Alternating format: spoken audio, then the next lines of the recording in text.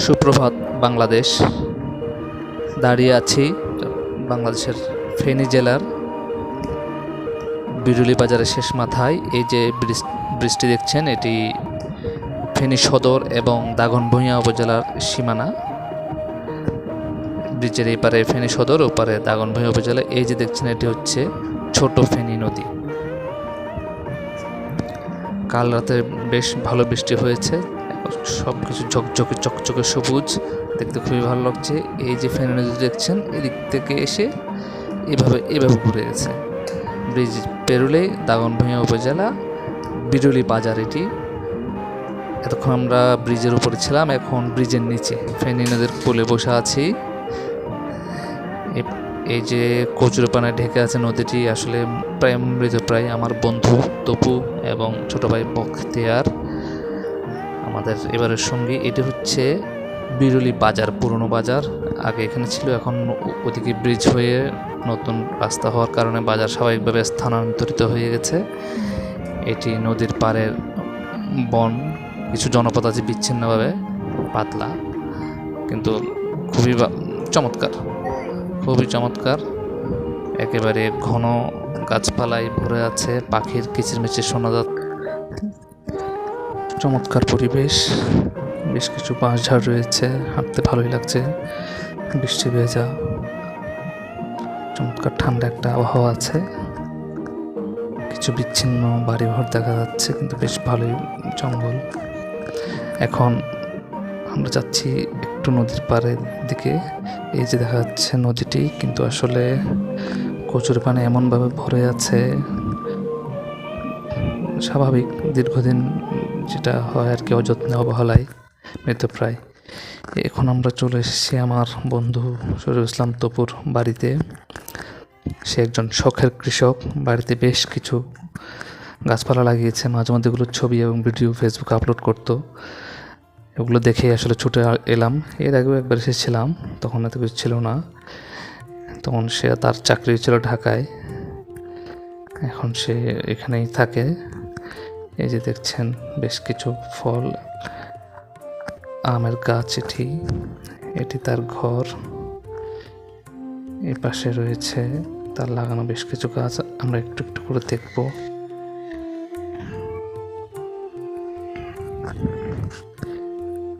এটি হচ্ছে ব্যানানা আম, যদিও ফল হচ্ছে আম, নাম হচ্ছে ব্যানানা। একটু উদ্ভটন হলেও বাজারে এখন বেশ দেখা যায়, কলার মতো দেখতে, সেজন্য এটার নামটা ব্যানানা। পাতলা আঁটি, বেশ ভালোই। আমরা এখান থেকে একটি প্রথম ফলটি তবু আমাদের সাথে একসাথে খেয়েছে, এর আগে সেই গাছের ফল খায়নি। তারপরে এই যে দেখছেন, এটা হচ্ছে মিষ্টি আলুর চারা। এটির পাতা শাক হিসেবে খাওয়া হয়। এই যে দেখছেন, এটা হচ্ছে কিউজাই আম। আমার জাতের নামটা হচ্ছে কিউজাই। এটার বিশেষ বৈশিষ্ট্য হচ্ছে আমগুলো বেশ বড় আকৃতির হয়। একটি আম 1 কেজি পর্যন্ত হতে পারে, যদিও এগুলো এখন আরও বড় হবে, এখন প্রায় হাফ কেজির কাছাকাছি আছে। এখানে দেখছেন এটি একটি পেয়ারা গাছ, থাই পেয়ারা। ছোট্ট গাছ, কিন্তু ইতিমধ্যেই ফল ধরেছে, বেশ ভালোই লাগে ছোট ছোট গাছে ফলন দেখতে। এ পাশে আছে পেঁপে গাছ। তারপর এটা হচ্ছে মালটা, তবে সাধারণ নয়, এটা হচ্ছে ওই বাড়ি উদ্ভাবিত একটি জাত মালটার।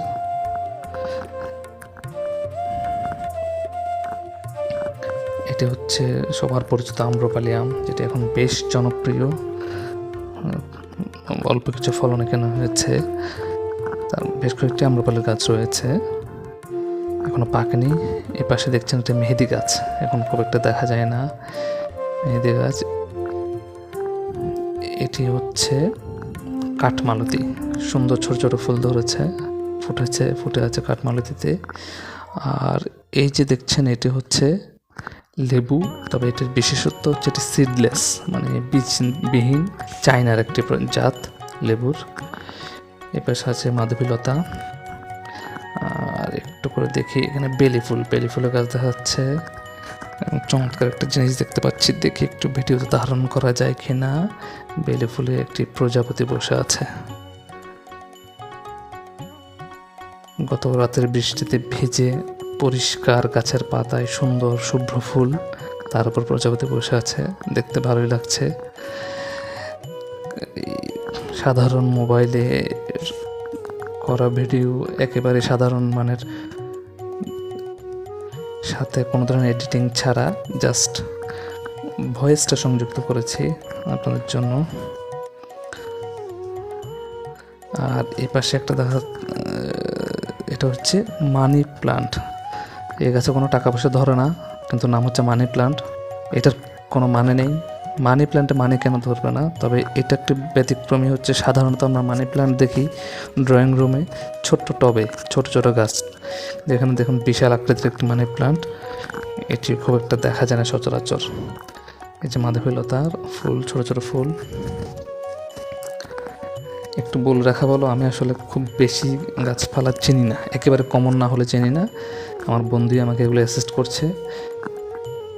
সাথে আছে ছোট ভাই বখতিয়ার, সেই কিছুটা জানে পরে। তবে এই আমাদের সবসময় ভ্রমণ সঙ্গী জাহেদুল আলম মামা, যিনি শিক্ষকতা করেন, বাংলার সহযোগী অধ্যাপক হিসেবে চাকরিরত আছেন, কিন্তু চমৎকার গাছপালার ব্যাপারে আমার প্রচুর জ্ঞান। ওনার সাথে কোথাও ঘুরতে গেলে এই জিনিসটা খুব ভালো কাজে দেয় আমাদেরকে। উনি চমৎকারভাবে আমাদেরকে সব গাছপালার সাথে পরিচয় করে দেয়।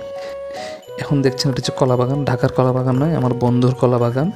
এই যে রাস্তা তার বাড়ির পাশ দিয়ে গিয়েছে, এর পাশেই এই যে এখানে একটা পেঁপে গাছ, বেশ কয়েক প্রজাতির কলা রয়েছে এখানে, এবং কলার ফলন হচ্ছে দেখতে পাচ্ছেন। বাঁশ দিয়ে এগুলোকে সাপোর্ট দেওয়া হয়েছে, কারণ কলার যে কাঁধি, এটার ভারে গাছ হেলে যেতে পারে, সেই জন্য। এবার একটু এদিকে ঘুরে যায়, যতটুকু সম্ভব দেখে কভার করা যায় কিনা একটু।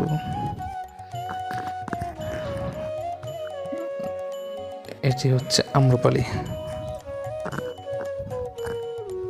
আম্রপালি বেশ কয়েকটি গাছ এসেছে এবং মোটামুটি সবগুলোতে ফলন এসেছে, তবে এখনো পাকেনি।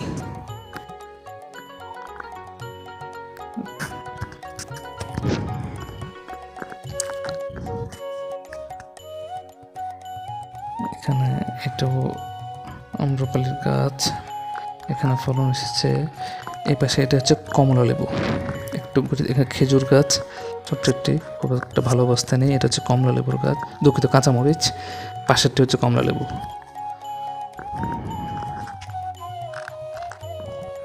এটি হচ্ছে কমলা লেবুর গাছ। এই মুহূর্তে ফলন নেই যদিও।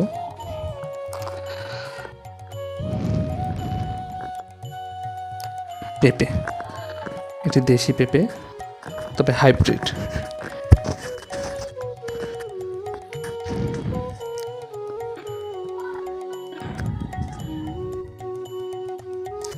মাঝে মাঝে কিছু ফুলের গাছও রয়েছে, যে বেলি ফুলের গাছ দেখা যাচ্ছে। এটি হচ্ছে আমার খুব প্রিয় একটি ফল, আমড়া। তবে এটার বিশেষত্বটা হচ্ছে 12 মাসে আমরা, আপনারা দেখতে পাচ্ছেন এই যে ফুল, একই গাছে ফুল, ছোট ছোট মুকুল এসেছে। আবার এদিকে দেখে একটু এই আকৃতির আমরা রয়েছে ছোট, তার চেয়ে একটু বড় আকৃতির আবার আমরা রয়েছে, একেবারে ছোট ছোট আমরা রয়েছে। অর্থাৎ এগুলো মানে পর্যায়ক্রমে একটার পর একটা বড় থাকবে। প্রকৃতভাবে এটা 12 মাসে একটি আমড়ার গাছ। মানে ফলনগুলো দেখতে খুব সুন্দর লাগছে, ছোট ছোট ফলনগুলো খুবই সুন্দর।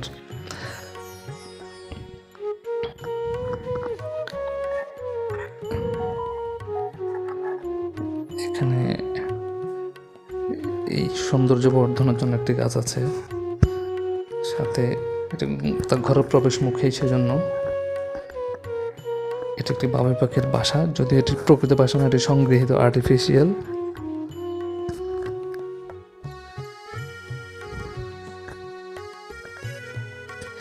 পেঁপে গাছ, এটি আবার একটু ভিন্ন আকৃতির দেখা যাচ্ছে পেঁপে।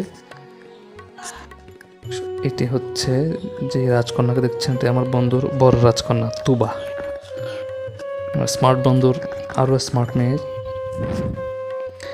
এটি তার ঘরের আরেকটি অংশ, এটি তাদের পুরনো ঘর।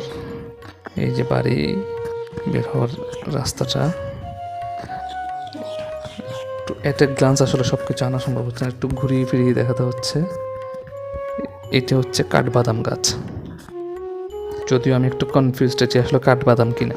যেটা আমার বন্ধু আমাকে যে ইনফরমেশনটা দিল, কাঠবাদাম গাছ।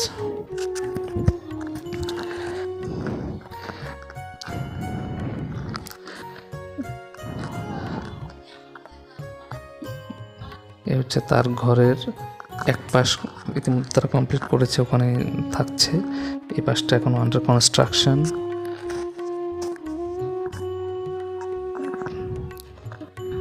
পুরো বাড়িটা ঘিরে রেখেছে নানা প্রজাতির গাছপালা, বেশ ভালোই লাগছে দেখতে। আমরা এবার একটু উল্টো দিক থেকে দেখবো, অর্থাৎ বাড়ির ভিতর দিক থেকে দেখবো। এই যে আমাদের তোপা মামুনি, সে আমাদেরকে একটু গাইড করে নিয়ে যাচ্ছে। এই যে ঘরের তার অপর একটি ইউনিট, যেটা এখনও নির্মাণাধীন। এদিক থেকে আমরা বাগানটা একটু এই পাশ থেকে দেখি। এখানে কিছু ক্যাকটাস রয়েছে, কিছু সবজির চারাও লাগানো হয়েছে ছোটোখাটো।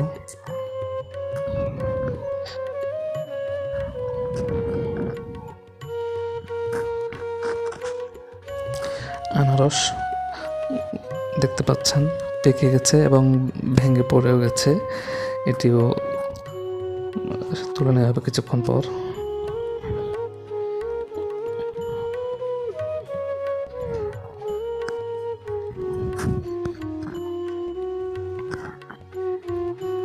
নানা রকম ফলমূল গাছের মধ্যে কিছু কিছু সবজির গাছ লাগিয়েছে, দেখতে ভালো লাগছে এটা। এই যে তার ঘরের, এটা হচ্ছে পেছনের দিকটা, একটু ঘুরিয়ে দেখাই। এটা তার ঘরের পেছনের ইউনিট। এই বাড়ির পাশ দিয়ে এটা হচ্ছে পেছনে একটু ডোবা। একটু সামনে যাই, এই যে দেখছেন এটা ডোবা। ডোবার পরে হচ্ছে রাস্তা। একটু তার ঘরের পেছনে সে বেশ কিছু গাছ লাগিয়েছে, যে আম গাছ আছে, একটা পেঁপে গাছ। এই যে এটা হচ্ছে তার বাড়ির রাস্তা, যেটা দেখালাম এইমাত্র আঙুল দিয়ে এদিক দিয়ে গিয়ে এই মেন রোড। এই কাল রাতে যখন এসেছি তখন আসলে আমরা বুঝতে পারিনি, সকাল উঠে দেখলাম চমৎকার। এই যে রাস্তাটা হচ্ছে তার এই পাশে বাসার ঠিক ওই রাস্তার ওই পাটটাতেই হচ্ছে ছোটো ফেনী নদী বয়ে গেছে পাশে দিয়ে। খুবই চমৎকার রাত, আমরা একটু বসেছিলাম তখন ফিল করেছিলাম, বাট অন্ধকারে খুব একটা দেখা যায়নি। যদিও পূর্ণিমা নয়, পূর্ণিমার কাছাকাছি বেশ, কিন্তু বৃষ্টি হওয়ার কারণে, মেঘ থাকার কারণে আমরা অন্ধকারেই ছিলাম এবং সেটা আমি আসলে খুব এনজয় করেছি। তার বাসায় শুয়ে শুয়ে আমি রাতভর, প্রায় রাত 3টা পর্যন্ত মধ্যখানে জেগেছিলাম, ঝিঝি পোকার ডাক শুনেছি। বাড়ির পাশেই বেশ ঘন জঙ্গল, এখানে শিয়ালও থাকে, আরও বেশ কিছু গুইসা, বেজি, বেশ কিছু প্রাণী আছে বলে আমাদের জানিয়েছে। এবং সেটা আসলে যে বেশ ভালোই জঙ্গল, রাতে সেটা টের পেয়েছি। বিভিন্ন রকম পোকামাকড়, পাখির আওয়াজও শুনেছি। খুবই ভালো একটা সময় কেটেছে গত রাতে। লোডশেডিংটা ছিল আশীর্বাদ, বৃষ্টির পর লোডশেডিং হওয়ার কারণে একেবারে সব যেই ফিলিংসটা নিতে এসেছে একেবারে শতভাগ, সেটা উপভোগ করতে পেরেছি। খুবই চমৎকার। এই যে এখানেও বেশ কিছু গাছপালা আছে, দেখা যাচ্ছে আম গাছ, কাঁঠাল আছে একটি। এই যে তার এই অংশটির কাজ এখনো অসম্পূর্ণ। এই পাশে বেশ কিছু গাছপালা আছে।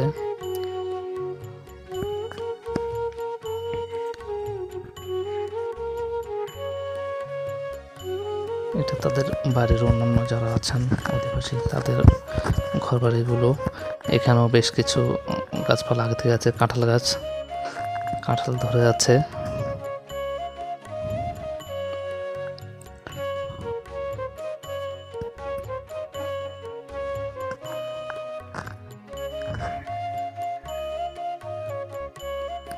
এবার চলে আসলাম তার ছাদেও সে বেশ কিছু গাছ লাগিয়েছে, এগুলো দেখানোর জন্য ছাদে নিয়ে আসলাম।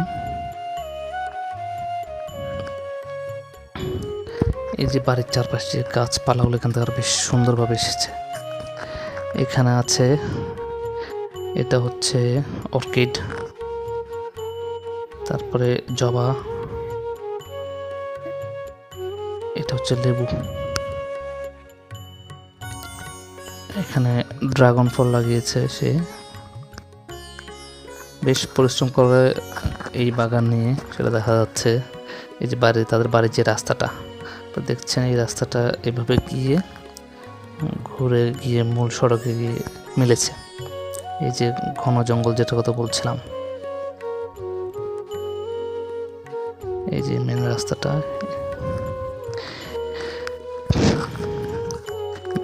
বেসরকারি ব্যাংকের একটি উপশাখার ম্যানেজার হিসেবে দায়িত্বে আছে বন্ধু তপু। বেশ পরিশ্রমের এবং খুবই প্রচুর সময় দিতে হয় তাকে পেশাগত কাজে।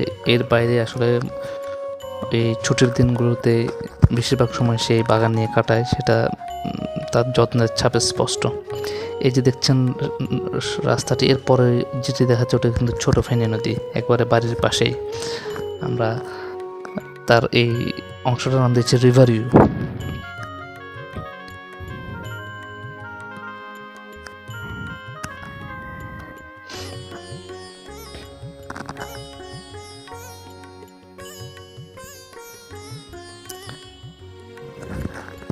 আর একটা ড্রাগন, এটি হচ্ছে কিন্তু এখানে ড্রাগনের পাশে এখানে একটি আম গাছ আছে। এটা হচ্ছে সূর্য ডিম, আমের জাত। এটা হচ্ছে সূর্য ডিম। এটাতে মোটামুটি বেশিরভাগ সময় রোদে রাখতে হয় গাছটিকে। এখন সে ছাদা লাগিয়েছে, এটা একটি পারফেক্ট প্লেস বলা যায়।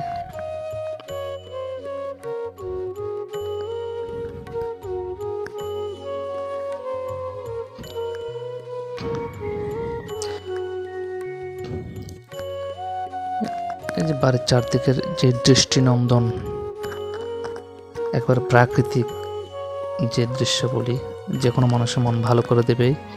আমরা ছাদের অপর অংশে চলে এসেছি, যেই অংশটা এখনও নির্মাণ কাজটা শেষ হয়নি, এটা ছাদে এসেছি। এখান থেকে তার বাড়ির বাগানটা এক নজর একটু ঘুরিয়ে দেখাই। এর পাশে এই তার বাড়ি। এই হচ্ছে আমাদের রিভার ভিউ বলা যায়। চমৎকার।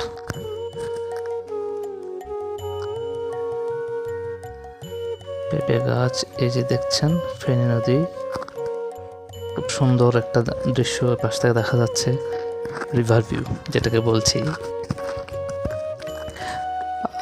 তপুর সাথে আমার পরিচয় চাকরিতে, আমরা একই সাথে যোগদান করেছি একই পদে। পরবর্তীতে এই দুজনে বিভিন্ন জায়গা ঘুরে, একসাথে কখনো চাকরি করা হয়নি, কিন্তু যোগাযোগটা খুব ভালোভাবেই ছিল একসাথে। আবার আমরা আমাদের একটা যে বুনিয়াদী প্রশিক্ষণ হয় ওখানে বসে একসাথে ছিলাম, সেটা অনেক দিন পরে, 1 মাসের একটা প্রশিক্ষণ। এছাড়া কখনো আমরা একসাথে কাজ করার সুযোগ হয়নি, শুধু জয়েনিংয়ের দিন একদিন একসাথে ছিলাম। তো তার সাথে নিখাত যোগাযোগ থাকার মূল কারণ হচ্ছে তার সাথে আমার রুচিটা, আমার পছন্দ অপছন্দগুলো খুব মিলে, আমার এই দৃষ্টিভঙ্গিগুলো খুব মিলে। সে ঢাকায় ছিল, দীর্ঘদিন ঢাকায় জব করেছে। 2018-তে 2019 সালে সে পার্মানেন্টলি ঢাকা থেকে এখানে চলে আসে। এখানে চলে আসার পরে দাগনভূঞা ব্রাঞ্চে ছিল শাখায়, এরপরে এখানে মহিপাল সাব ব্রাঞ্চের উপশাখা যেটা সেটার ম্যানেজার হিসেবে সে দায়িত্বপ্রাপ্ত। সে যখন ঢাকা থেকে একেবারে চলে আসে পরিবার নিয়ে এখানে স্থায়ী বসবাসের জন্য, যে কারো কাছে ব্যাপারটা একটু অন্যরকম, কারণ সবাই চেষ্টা করে ঢাকায় যেতে, সব বিভিন্ন কারণে। কিন্তু তার উল্টো ঢাকা থেকে এই ফেনীতে চলে আসাটা আমি তখন সমর্থন দিয়েছিলাম না দেখে। হ্যাঁ, জাস্ট তার যে দৃষ্টিভঙ্গি, সে যে জীবনযাত্রাটা লিড করতে চায়, তার ছেলেমেয়ের জন্য যে পরিবেশটা নিশ্চিত করতে চায়, সেটার উপর ভিত্তি করে বলেছিলাম। কিন্তু আজ এখানে এসে তার সব কিছু চারপাশ দেখে মনে হচ্ছে তার সিদ্ধান্তটা একেবারে শতভাগ সঠিক ছিল। আমার না দেখে দেয়া মতামতটাও মনে হচ্ছে সঠিক। চমৎকার। আমাদের বেসরকারি চাকরি, আর্থিক প্রতিষ্ঠানের চাকরি স্বাভাবিকভাবেই একটু মানসিক চাপটা অনেক বেশি থাকে আমাদের, যেহেতু খুব একটা স্পর্শকাতর খাতে সেক্টর আমরা চাকরি করি, ব্যাংকিং প্রফেশনটা। এরকম পেশাগত চাপের পরে পারিবারিক জীবনটা যদি একটু এরকম সুন্দর পরিবেশ না থাকে, এই যে দেখছেন এটা হচ্ছে আমার বন্ধুর বড় রাজকন্যা তুবা। যেটা বলছিলাম, এরপরে যদি পারিবারিক জীবনটাতে আমরা একটু এমন একটা পরিবেশে থাকতে পারি, এতটুকু তো বলা যায় যে আমাদের হার্টটা সুস্থ থাকবে। এই নিখাত প্রাকৃতিক পরিবেশ আমাদের বিশুদ্ধ অক্সিজেন আমাদেরকে কিছুটা হলেও সুস্থ রাখবে। আমাদের চাকরির যে দুটি প্রধান ক্ষতিকর দিক, এক হচ্ছে শারীরিক কোনো পরিশ্রম নেই, এটা খুব ক্ষতিকর দিক, এটা আমাদেরকে অসুস্থ করে, এবং মানসিক পরিশ্রমটা অনেক বেশি, এটাও আমাদেরকে অসুস্থ করে।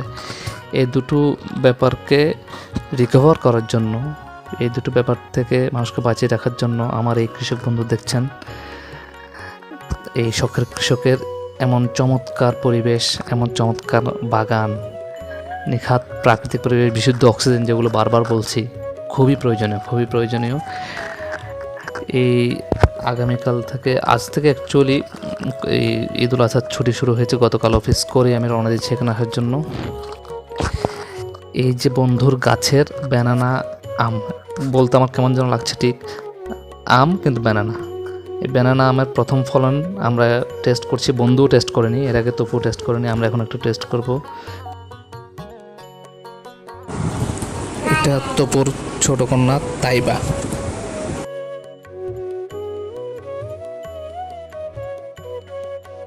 যে উদ্দেশ্যে এসেছি একবার শতভাগ সফল।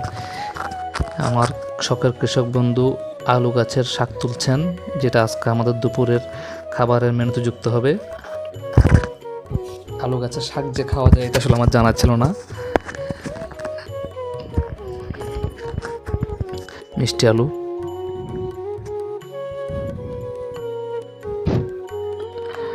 সাধারণত কোথাও বেড়াতে গেলে আমরা বাইরে বেশি ঘোরাঘুরি করি, কিন্তু এখানে আসার উদ্দেশ্য ছিল এই গাছ, এই তার বাগানটা ঘুরে ফিরে দেখবো, কিন্তু অনেক বেশি সময় আসলে এখানেই থাকতে ভালো লাগছে, অনেক বেশি সময় এখানেই কাটছে। তার বাড়ির আশপাশ দেখেই আমাদের বেড়ানোটা মানে 80% বলা যায় সম্পূর্ণ হয়ে গেছে। এলাকা দেখতে বেরোবো একটু বিকালের দিকে হয়তো বা, কিন্তু চমৎকার তার এই বাড়ির পরিবেশটা।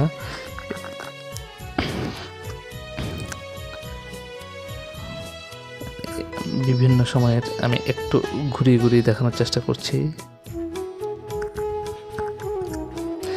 এবার আমরা বেরোলাম গোসলের উদ্দেশ্যে, তার বাড়ির সুবিশাল পুকুরে গোসল করব। ইতিমধ্যে আমাদের সাথে যুক্ত হয়েছে ঢাকা থেকে আমাদের আরেক সহকর্মী বন্ধু আলামিন সুমন। আমরা গোসল করতে যাচ্ছি বাড়ির পুকুরে বক্তিয়ার। এ হচ্ছে আমাদের আলামিন সুমন, সে গতকাল এসে পৌঁছাতে পারেনি, সকালে এসেছে, যার কারণে রাতের যে পরিবেশটা সে মিস করেছে। এ হচ্ছে তাদের পুকুর। অনেক দিন পর মন ভরে বেশ ভালোই একটা গোসল করলাম, যেহেতু পানি কিছুটা কম তবু বেশ ভালো লেগেছে, যথেষ্ট ভালো লেগেছে। দেখছেন এটি হচ্ছে শিবপুর পার্শ্ববর্তী এলাকা। হাঁটতে হাঁটতে আমরা বিকালে এখানে আসলাম। অত্যন্ত চমৎকার পরিবেশ, এবং অনেক দিন পর একটা অন্যরকম জিনিস দেখলাম, সেটা হচ্ছে বাবুই পাখির বাসা। ভিডিওতে ঠিক কতটুকু বোঝা যাচ্ছে দেখি, জুম করে চেষ্টা করে দেখি। বাবুই পাখির বাসা, পাখি বাসা বুনছে। দেখছেন হঠাৎ করে একটু বাতাস শুরু হয়ে গেল, বাসাগুলো দুলছে, পাখি দুলছে। এক অনন্য নির্মাণ শৈলী এই প্রকৃতিতেই। দেখতে পাচ্ছেন অনেকগুলো বাসা এই তাল গাছে। হাঁটতে হাঁটতে আমরা এখানে চলে আসলাম একেবারে, যে ওই যে বলছিলাম মাটির গন্ধ নিতে যে ছুটে বেড়ায় দেশের আনাচে কানাচে, তার শতভাগ এখানে এসে সফল। এই যে অনেক বছর পর গাছে, তাল গাছে বাবুই পাখির বাসাটা দেখলাম। দেখছেন আপনারা, এই বাতাস হচ্ছে, বাতাসে তুলছে। শুভ সকাল। আজ আমার ভ্রমণের দ্বিতীয় দিন। আমরা এখন আছি ছাগলনাইয়ার মটুয়া সীমান্তে। গতকাল রাতে তপুর ওখান থেকে চলে এসেছি ছোটো ভাই বক্তিয়ারের কর্মস্থল ছাগলনাইয়া উপজেলা পরিষদে। এখানে রাতে ছিলাম, সকালে উঠেই হাঁটতে হাঁটতে আসলাম এই মটুয়া সীমান্তে। এখন আছি ছাগলনাইয়া উপজেলার আরেকটি জায়গায়, শমশের গাজীর এককুল্লা পুকুর বলে এটি আসলে এই যে দেখছেন এই পুকুরটি নিয়ে একটা এখানে কথা প্রচলিত আছে যে এটার নাম শমশেরগাজীর পুকুর, কিন্তু স্থানীয়রা এটাকে এককুল্যা পুকুর বলেই চেনে, কারণ তাদের ধারণা এখানে অলৌকিক কিছু ব্যাপার আছে, যার কারণে কারো পক্ষে এটা একবারে ঢিল ছুঁড়ে পার করা সম্ভব নয়। কিন্তু আসলে সাধারণ দৃষ্টিতে দেখলে জিনিসটা বোঝা যায় যে আসলে পুকুরটা দেখতে যতটুকু ভিডিওতে দেখা যাচ্ছে বেশ বড়, এটা কোনো সাধারণ কোনো মানুষের পক্ষে আসলে একবারে ঢিল ছুঁড়ে পার করা সম্ভব নয়। কিংবা আমার মনে হচ্ছে হলো দুইবারও সম্ভব হবে কিনা সন্দেহ হচ্ছে। এটা অনেক বড়, ভিডিওতে কতটুকু বোঝা যাচ্ছে জানি না, অনেক বড়। এটা সাধারণ একটা ব্যাপার যে মানুষের তো একটা শক্তির লিমিটেশন থাকে কার পক্ষেই, আর যেটা উপর থেকে ছুড়লে পার করা সম্ভব নয়। যে দেখছেন এটি সীমান্ত কুটি। আমি আসলে এই মুহূর্তে ভারতের বাংলাদেশের সীমানায় আছি। আমার এক পা নোম্যান্সল্যান্ডে আর এক পা বাংলাদেশ সীমান্তে। এই যে দেখছেন সীমান্ত কুটি, এপাশে ইন্ডিয়া, এপাশে হচ্ছে ইন্ডিয়া। ওই যে কাঁটাতারের সীমানাটা দেখা যাচ্ছে। পুকুরটা আসলে পড়েছে নোম্যান্সল্যান্ডেই বেশিরভাগ, কিছুটা হয়তো ভারতের অংশ পড়েছে, বেশিরভাগ বাংলাদেশের অংশে। এই যে কাঁটাতারের সীমানা একটু জুম করে দেখি দেখা যায় কি না, খুব একটা পরিষ্কার না কিন্তু বোঝা যাচ্ছে ওটা ভারতের সীমানা আর আমি আছি বাংলাদেশ সীমানায়, মাঝখানে এটি যে নোম্যান্সল্যান্ড।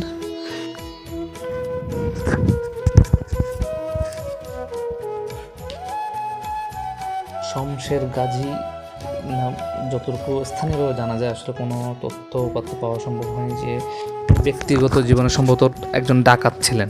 তবে এই স্বাধীনতা সংগ্রামে তার একটা বেশ ভালো ভূমিকা ছিল, সেজন্য মানুষ তাকে সম্মানের চোখে দেখে।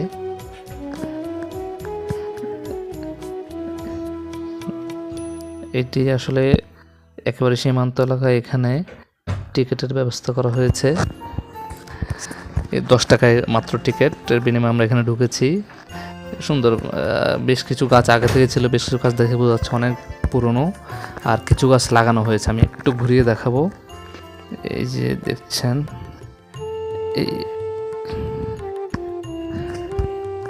আমি একটু পুকুরটা ভালো ঘুরিয়ে দেখাচ্ছি। এই হচ্ছে সীমানা পিলার। এই যে দেখছেন ছোটো ভাই বক্তিয়ার আছে আমার সাথে, তার সাথে এখানে আসে। এই গাছগুলো কিন্তু লাগানো হয়েছে, আকাশি গাছগুলো। এছাড়া এদিকে যে গাছগুলো সেগুলো তো অনেক পুরনো, দেখেই বোঝা যাচ্ছে।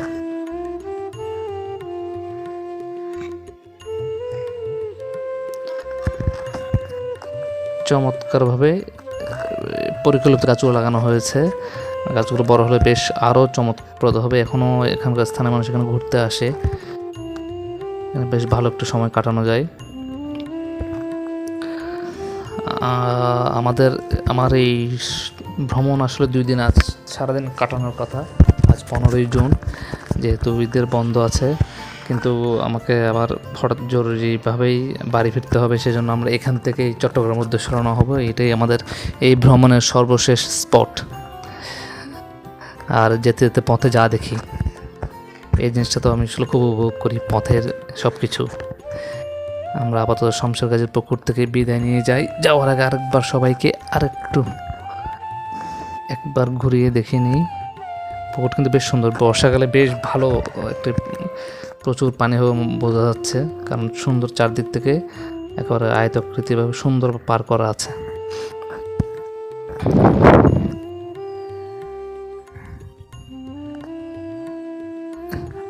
স্পষ্টভাবে দেখানোর জন্য একটু সামনে এলাম। এই সম্পূর্ণ পুকুর, এই ঘুরিয়ে চারদিকেই সবুজ, এই জিনিসটাই সবচেয়ে ভালো লেগেছে। সবুজ খুঁজতে আসলে এখানে আসা। এবার আমরা ফিরে যাচ্ছি। আমরা এখন আমাদের চট্টগ্রামের উদ্দেশ্যে রওনা হবে এখান থেকে সরাসরি। এবার ফেরার পালা। ফিরতে পথে এই যে লজ্জাপতি গাছ, যা পাই যা দেখি, যেটুকু নতুন দেখি সবই তো ভালো লাগে। চারপাশের ভিউটা আরেকবার একটু ঘুরিয়ে দেখিয়ে নিই। এটি হচ্ছে শুভপুর ব্রিজ, ঐতিহ্যবাহী বাংলার স্বাধীনতা সংগ্রামের ইতিহাসের সাথে ওতপ্রোতভাবে যে ব্রিজটির নাম জড়িয়েছে, কারণ তখন ঢাকা চট্টগ্রামে এটা একটি অন্যতম যোগাযোগ ব্যবস্থার মাধ্যম ছিল। এটা হচ্ছে ঢাকা চট্টগ্রাম হাইওয়ে। বাড়ি ফিরছি, ফেরার পথে যে 4 লেন হাইওয়ের মাঝে আইল্যান্ডে চমৎকার বাগান করা হয়েছে, সেটিও একটি অংশ এই ভ্রমণের। সীতাকুণ্ডের পাহাড়গুলো দেখা যাচ্ছে। অনেক দূরে যদিও, কিন্তু ভালোই লাগছে দেখতে। ফিরছি, দেখা হবে আবারও কোনো প্রান্তে বাংলাদেশের। সুন্দর beautiful Bangladesh, the school of life আপনার সামনে এই কাঁচা হাতের ভিডিওগ্রাফিতে তুলে ধরব। আমাদের সাথেই থাকুন, দেশটি ঘুরে দেখুন, অনেক সুন্দর আমাদের দেশটি, আসলে অনেক সুন্দর। দেশটি ঘুরে দেখুন, ভালোভাবে বাঁচুন। সবাইকে অনেক অনেক ধন্যবাদ। এর মাধ্যমে শেষ হচ্ছে আমার ফেনী ভ্রমণ।